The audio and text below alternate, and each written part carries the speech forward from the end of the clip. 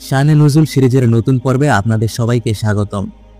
আমাদের এই সিরিজে আমরা পবিত্র কোরআনের প্রতিটি সূরা নাজিলের পেছনের কারণ ও ঐতিহাসিক প্রেক্ষাপট নিয়ে আলোচনা করি।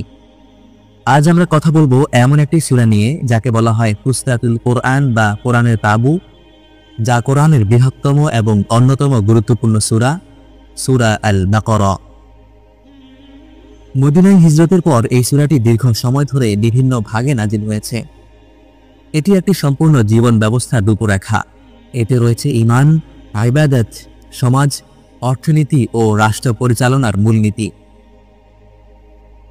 যেহেতু সূরা বাকারা 286টি আয়াত নিয়ে গঠিত, তাই এর প্রতিটি আয়াতের আলাদা আলাদা শানে নজুল রয়েছে। একটি পর্বে সব বলা অসম্ভব প্রায়।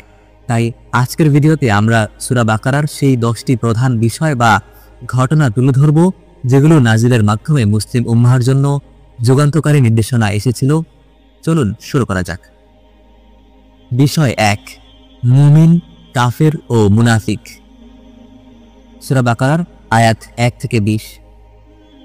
সূরা বাকারা শুরু হয় মদিনার সমাজের চিত্র দিয়ে। রাসূলুল্লাহ সাল্লাল্লাহু আলাইহি ওয়াসাল্লাম